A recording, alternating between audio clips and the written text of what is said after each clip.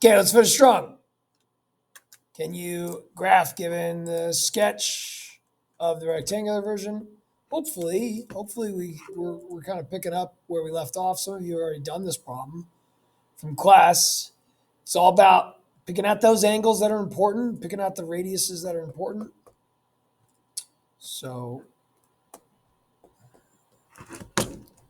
what we got?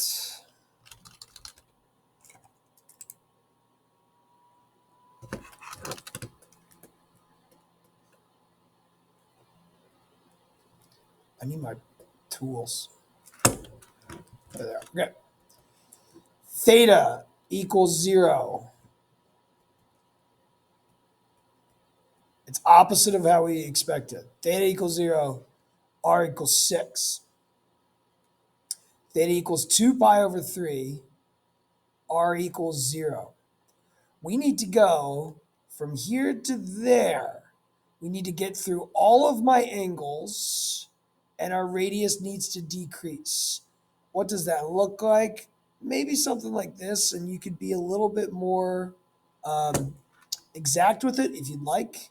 For example, I can easily plug in pi over 2. Well, I don't know. No, you don't have it, but I can tell you what the equation is going to be. Okay. Between 2 pi over 3 and pi, my radius is negative between 0 and negative 2. Now, since it's negative, I got to go in the opposite direction. So between 2 pi over 3 and pi, my graph is actually going to be between 5 pi over 3 and 2 pi. And we're going to go to this radius of pi at negative 2. We need to go from here to there, but we're not going to be in the second quadrant. We're going to be in the fourth, going in this direction. This is where it's important to have kind of arrows so you can see, like, how is this graph being created? What's happening here? Then from pi to 4 pi over 3, we are again not in this quadrant, the third quadrant, rather in the second quadrant. We're going back to the origin by the time we get to pi over 3. Make this inner loop. Then we're going to go back out to 6, but we're going to start at 4 pi over 3 and get all the way out to 6. Creates this inner loop graph, which is interesting. So like we should be able to get something like this and pick out on a quiz which one we want. This one is a very similar situation. It's all about not the graph, rather just creating it. Angle 0, radius 5. Pi over 4, 0. I need to get from this point to this point, but only to pi over 4. Okay. Pi over 2, negative 5 means I need to get to this point between these two angles, which means I need to really be between these two angles because my radiuses are negative. Then pi over 2 to 3 pi over 4. I'm still talking about negative radiuses, so I'm opposite. This is pi over 2 to 3 pi over 4, but my graph is down here. And then 3 pi over 4 to 2 to pi. Pi gives me 5. We're back in the positive land, but make sure you like kind of hug that angle and get out to 5. And this is like a portion of the graph of a rose curve. All right? And here's the full rose curve. And the key is you got to figure out, like, how is the graph created? A lot of us will be like, oh, pi over 2 to 3 pi over 4, pi over 2 to 3 pi over 4. Oh, that's going to be this portion from B to E. And we're in quadrant 2. And guess what? You're wrong. You're way wrong. And you're like, what are you talking about? It's like, well, let's look a little bit more deeply at what is going on with 4 cos 2 theta. Let's do it down here or over here.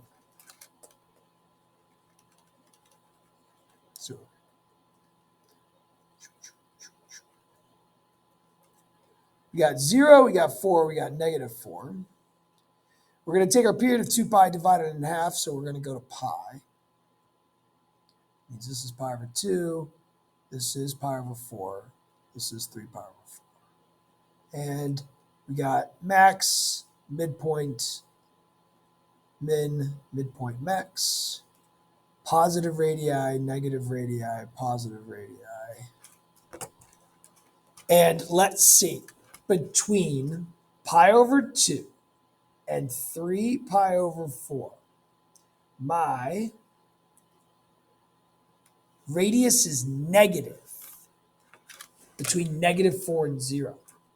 That means between these angles of pi over 2 and 3 pi over 4, I'm actually going to have my graph located here between 3 pi over 2 and 5 pi over 4.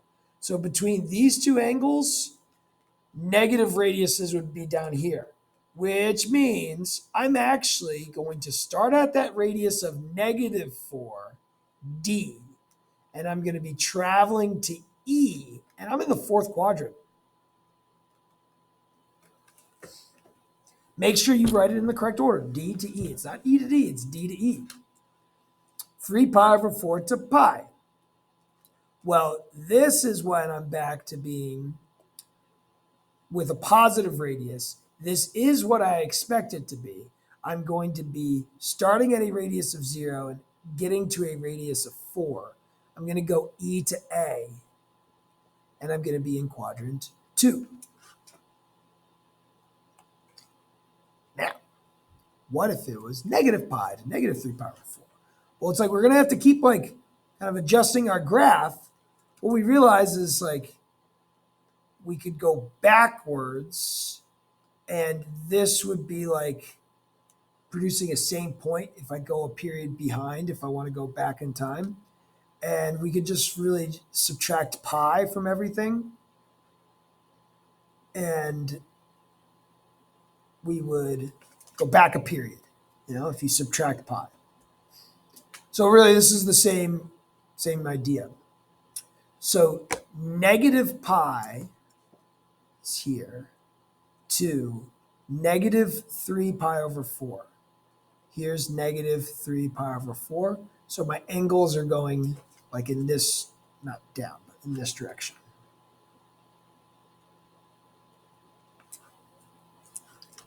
Negative pi to -3 pi over 4. Positive radiuses getting less positive.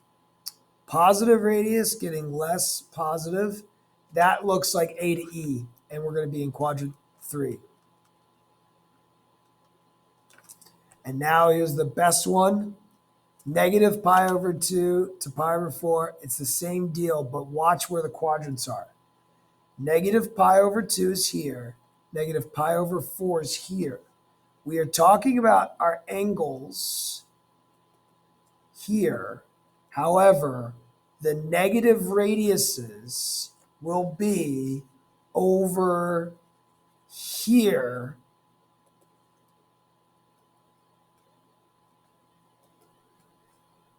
opposite of these. So now we're talking about -4 to 0. We're B to E in quadrant 2. Cool, I did that a lot in class. So let's do this.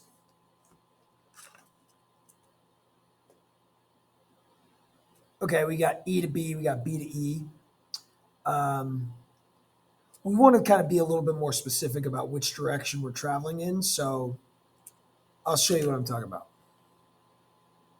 It's tough to talk about the quadrants.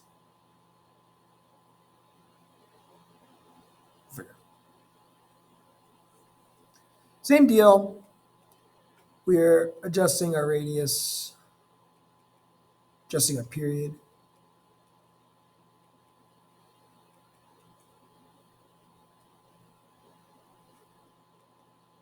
Sine starts in the midline, max, midline, min. Of course, the min is not a min distance from the origin. It is a min radius, but it's not a min distance. All right, from 0 to pi over 4, we're going from 0 to 4. So from the angle 0 to the angle pi over 4, since our radiuses are 0 to 4, we're talking about e to b. And we're this side. Pi over 2 to 3 pi over 4. Pi over 2, 3 pi over 4. We're starting at 0, we're going to negative 4. So we're going to negative 4. Pi over 2 to 3 pi over 4 will be opposite. So we're going to be talking about almost like the opposite of pi over 2, the opposite of 3 pi over 4. I don't want to think about that. Rather, my angle's here, opposite, my radiuses are going to be here. So we're talking about in between here and here. We're talking about a radius that is 0 to a radius is negative 4. We're going E to D, and we're the bottom half. Okay? This half. Pi to 5 pi over 4. Well, if I just went another period, would be pi, would be 5 pi over 4 here. Okay. So I'm back to 0. Here's the angle pi. Here's the angle 5 pi over 4. Okay, I'm starting with those terminal angles. I'm going from 0 to 4. So yeah, I would talk at E to C. E to C, this part. Negative 3 pi over 4, negative pi over 2. Okay, well, if I subtracted a pi from everything, this would be negative pi, negative 3 pi over 4. This would be negative pi over 2. Okay, so I'm right here. So here is negative 3 pi over 4. And here's negative pi over 2. It's starting to get busy, so let's erase a little bit.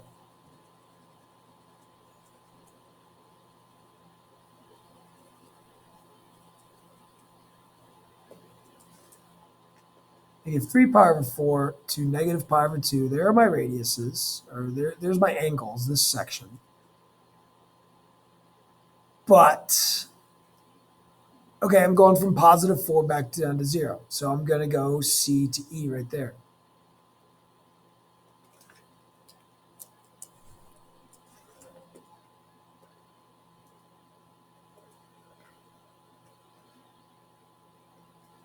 Okay, negative pi over 4 to 0. Okay, negative pi over 4 is here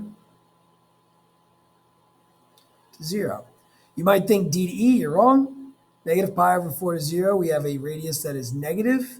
So we are going to be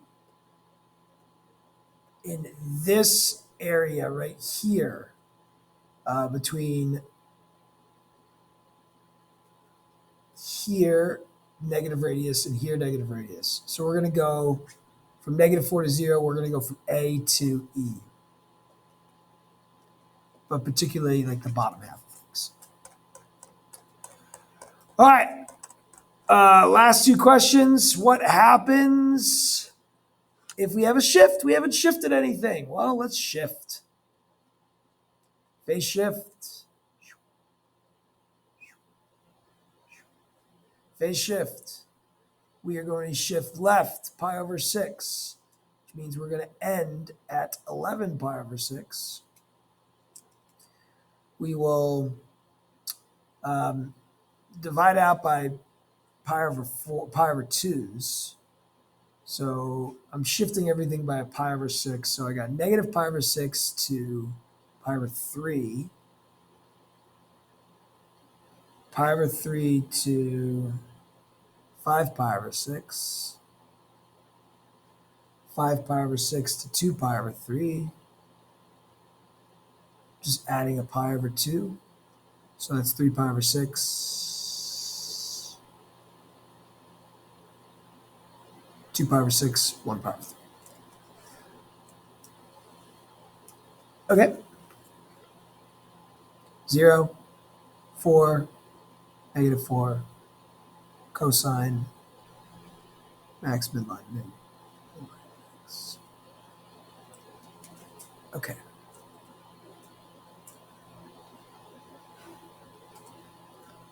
Negative pi over 6, 4.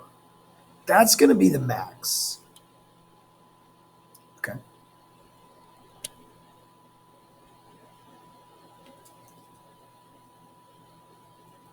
Now, this is a little bit different than I thought it would be. Like, we got to be careful about pi over 3.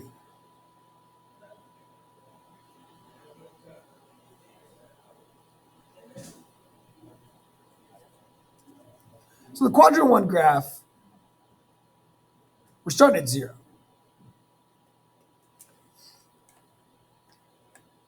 But do we go to pi over 2? No.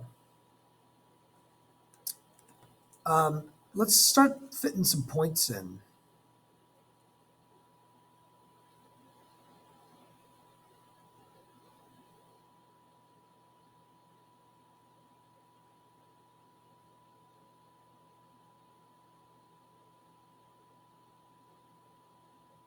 It's going to be like 4 root 3 over 2, which is 2 root 3.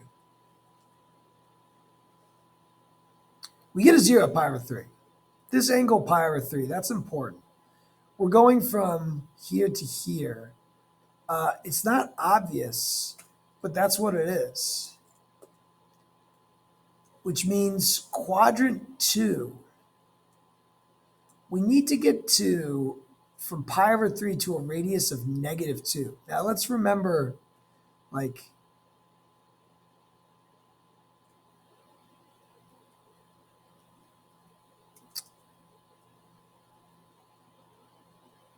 we could solve. This one's tricky. The angles in which it's negative a half is 2 pi over 3 and 4 pi over 3. But I have this theta plus pi over 6, which means I should subtract pi over 6. So 4, that's 3 pi over 6. This is pi over 2. Okay, great.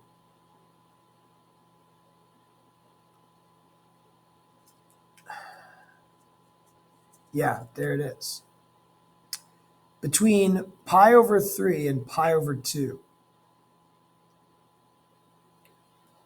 I have a radius of 0 to negative 2.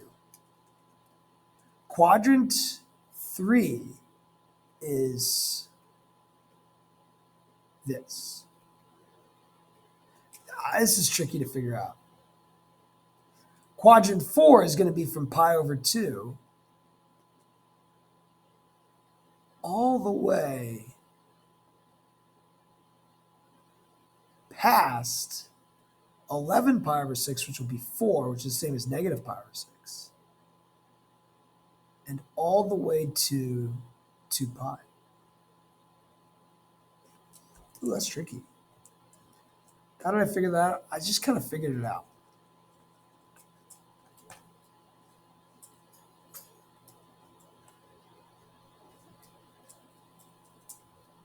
What about this guy?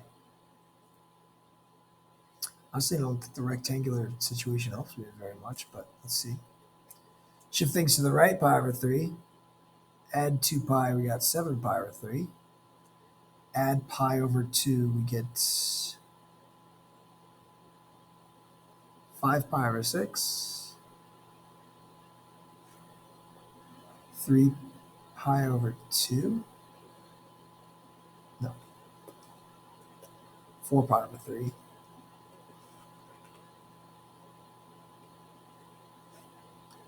11 pi over 6 again. 7 pi over 3. Let's just see. Add 3 pi over 6 to 2. That's 5. 6, 7, 8. Which is 4 pi over 3. 11, 12, 13, 4. Okay, so that works.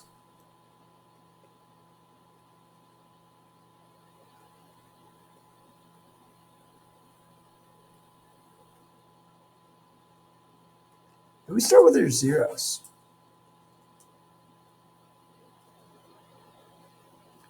Pi over 3 is a 0.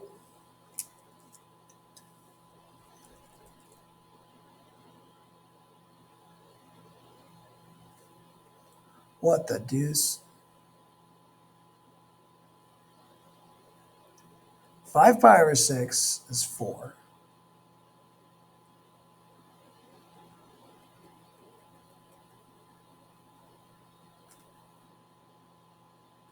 4 pi over 3 is 0.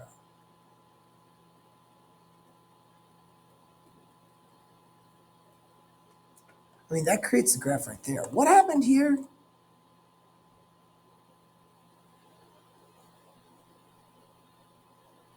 Zero, pi over 3, pi over 2. We just need to go to pi. Yo, I went crazy here.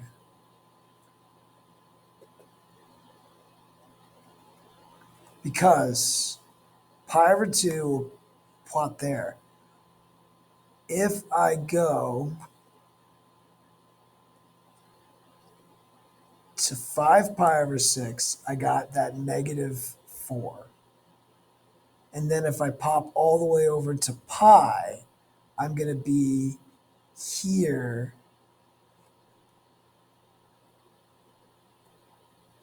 which is this point here. So that's, yeah, that was a mistake. This one's tricky too.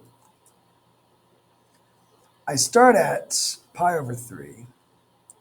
I will go from pi over 3 to pi over 2 as we have positive radii between them. So we have to keep our graph in between here. We're not going to be opposite of that. So that's like kind of, that's good. But like it's not as easy as like just looking at the rectangular graph. We still have positive radii through 5 pi over 6 and up until 4 pi over 3. So like this is easier because we only have positive radii. So to pi, I'm going to create that graph. And then from pi to 4 pi over 3, I create the rest of it. And I don't have to worry about negative radiuses, but I could, if I wanted to keep going, from 4 pi over 3 to 3 pi over 2. And maybe I'll go back to, from 4 pi over 3 to 3 pi over 2, I'm going to retrace over this portion. Then from 3 pi over 2 all the way to 11 pi over 6. Yep, that's what it is. From 3 pi over 2 to 11 pi over 6. I'm going to get there, but I might as well go all the way to 2 pi and get all the way there. And that's the second quadrant. And then the third quadrant, you can go from 2 pi to 7 pi over 3. It retraces. If you were going to do it this, okay, 0 to pi over 3. This one is tougher because of the negative radiuses. Pi over 3 to pi over 2. Pi over 2 all the way to pi. Cool. Then we'll have pi to 4 pi over 3. We will retrace quadrant 1.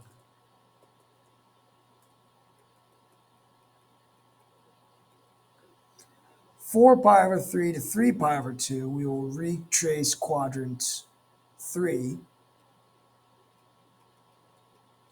Now we're back in positive radius land. 3 pi over 2 all the way to 2 pi.